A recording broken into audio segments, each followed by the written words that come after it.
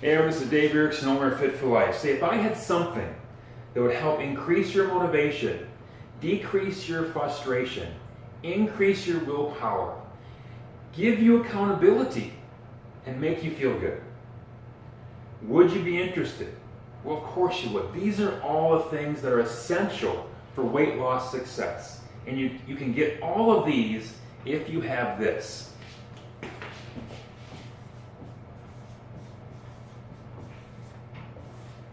A plan. And this is exactly what a plan does for you. And let me go over each of these. How does a plan increase your motivation? Well, when you see progress, you feel good and you have motivation. See, that's what kills motivation, is when you don't see progress. You feel like what you're doing isn't getting you the results that you want, and then your motivation just dries up and goes away. So if you see progress by using a plan and tracking what you're doing, you increase your motivation. It also decreases frustration, because when you have a plan of what you're going to do, you just stick with the plan. So it's easy. You don't need to get frustrated and think that you're doing the wrong thing or the right thing. You just stick with the plan. You decrease your frustration exponentially. Now what about willpower? Well, we all talk about, oh, I don't have willpower. Well, with a plan, you don't need much willpower. All you do is just follow the plan that you made. Now, if it's too difficult, you need to make the plan more easy, so you don't need so much willpower to follow the plan. Now, what about accountability? All the time, us personal trainers and coaches say, or hear from people that say to us, oh man, I need to have a coach, I need to have a trainer, I need somebody to be accountable to. Well, when you have a plan, you're accountable to your plan. So it gives you that accountability as well. And last but not least, it makes you feel good about yourself, because you've got a plan for your life. You're not like all those other people out there that are wishing and hoping that they could lose weight. You've got an actual plan, and you're implementing that plan, and you're seeing progress. So it really makes you feel good. So I hope I've convinced you of the benefits, the massive benefits of having a plan. And we kind of all know this and remember this, but we forget about it because our brain gives us these deceptive messages that, oh, you don't need to have a plan, you know what to do, just do it. Well, by having a written plan of what you're going to do, it gives you these massive, massive benefits. So now there's 4 things that an effective plan has to have. Number 1,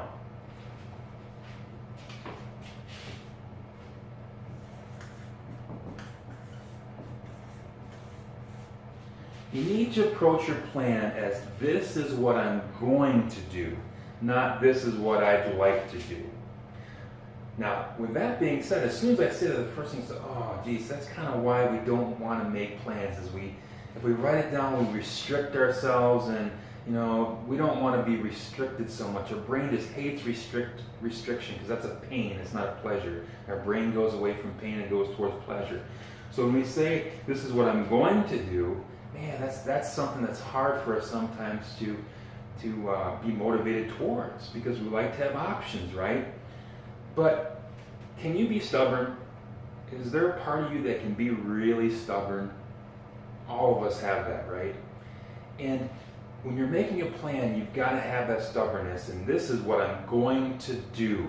Now, with that said, that goes to number 2.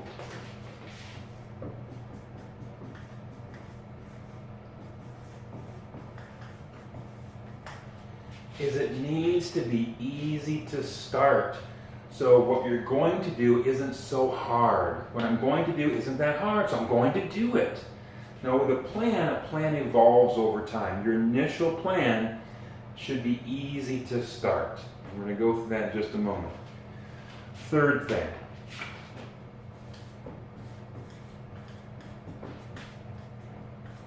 Specific. What do we mean by that? Well, the plan has to be specific enough to be measurable, to be able to see progress and know that we're progressing.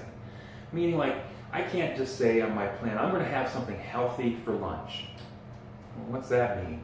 More specific would be is I'm going to have a salad for lunch, Mondays, Wednesdays, and Fridays. That's more specific. So again, we want to be specific, but easy specific to start off with. So if we want to say I'm going to have a salad for lunch, to start off with, we're just going to say salad. I'm not going to say what we're going to have in the salad. I'm going to have walnuts in the salad. I'm going to have peppers in the salad. I'm going to have just a certain amount of, so we might want to be a little less specific to start off with to make it easy, but we do have to have some specificness so that we can see that we're implementing our plan, so we have progress, see progress, and get those benefits of motivation. Fourth is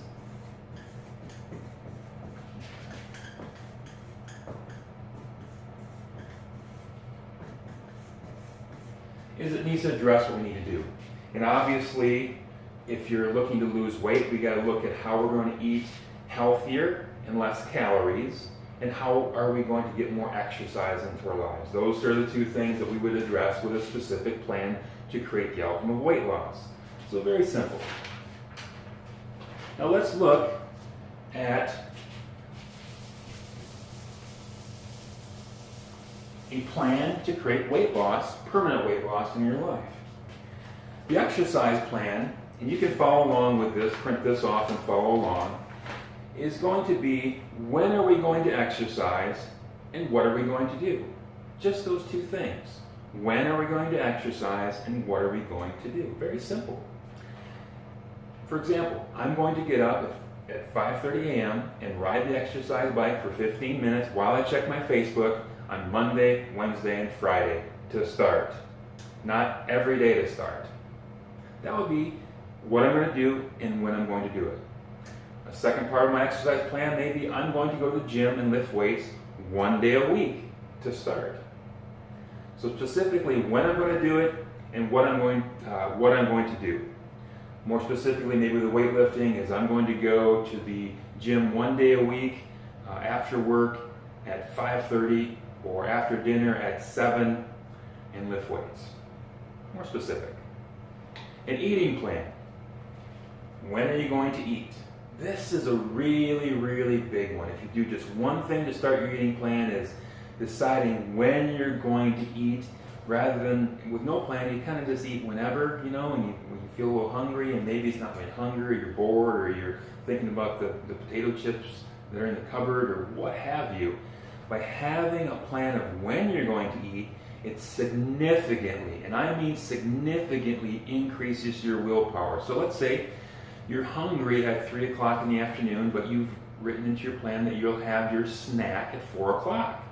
Well, because doggone it, you want to stick with your plan and feel good about being successful with your plan, it just boosts your willpower to go till 4 o'clock. And what you'll find is if you do that a couple times, pretty soon your body adjusts. You're not even hungry at 3 o'clock anymore. And at 4 o'clock, when your time to have your snack rolls around, that's when you feel that hunger. Your body gets into this pattern, rhythm, routine that works for you. So huge factor is planning when you're going to eat. Another little thing with when you're going to eat is you can start to push that back a little bit. So let's say you're always used to having something to eat at 7 in the morning before you go to work. You might decide, I'm going to bring something to work, eat something at work at 9 o'clock instead. So you push your eating back a little bit, so you have more space in there where you're not eating and fasting, letting your body tap into fat cells and change the metabolic processes. Same thing within the evening. You may decide, okay, I'm going to cut off my eating at 7:30. You go to bed at 9:30 perhaps, 10 o'clock, and you cut it off at 7:30. So rather than just, it's 8:30, I'm kind of hungry, I think I'm going to eat. Those are some of the things that become very, very helpful in boosting your willpower and your ability to control when and what you're eating. Very important. And then, of course, what you're going to eat or drink. I would divide out these things into my eating and my drinking, and specifically, when am I going to be getting my water? When talking about how much you're going to eat, try to be specific as possible, but again, remember rule number 2 is you want to start off easy. So maybe things like 1 slice of whole wheat bread with almond butter, a small handful of peanuts. Later you can measure a 1/4 cup of peanuts in a little snack bag or something to get more specific. An easy way to put on your plan as far as how much you're going to eat is designating what size of plate you'll eat off of. So for dinner, you may say, I'm going to eat off a small plate for dinner. I'm not going to say specifically what I'm going to eat there, perhaps, whatever the family's eating, but I'm going to eat on a small plate, which is going to control my portion size and how many calories I'm consuming. So those are the things with an eating plan. Now the last thing too that a lot of people forget about is including in a weight loss plan is, if you think about it, what is it that causes us to do what we do? Well, it's thoughts that we have. Well, where do the thoughts come from? Thoughts come from the beliefs that we have. So we have to change the underlying beliefs that are programmed in our mind that causes us to do what we do, to be able to get us to do things differently to get a different outcome in our lives of living in a healthy weight body.